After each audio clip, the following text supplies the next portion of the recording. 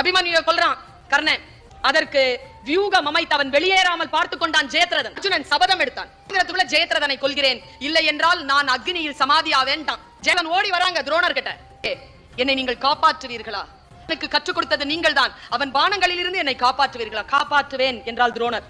வேண்டும் என்றால் அர்ஜுனனை கொல்ல வேண்டி இருக்குமே, கொல்லுவீர்களா என்று கேட்டான். கொல்லுவேன் என்றார்.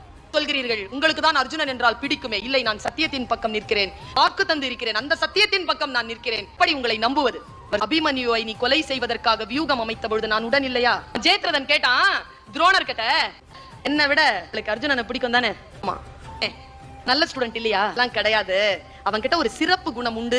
என்ன சிறப்பம்சம்? நீ நல்ல மாணவன் என்பது எப்படி தெரியுமா? தெரியும். கற்றுக் கொடுத்தாலும் உடனடியாக கற்றுக்கொள்வாய், அப்ளை பண்ணுவ, உடனே நிப்ப. நீ நல்ல ஸ்டூடெண்ட் தான், ஆனால் உன்னை விட அர்ஜுனன் சிறந்தவன். இதை கத்துக்கிட்டாலும் கத்துக்கிட்டு வச்சுக்கிட்டு அதுல போதாமையால் நிரம்பி வாட் நெக்ஸ்ட் கேட்பான்.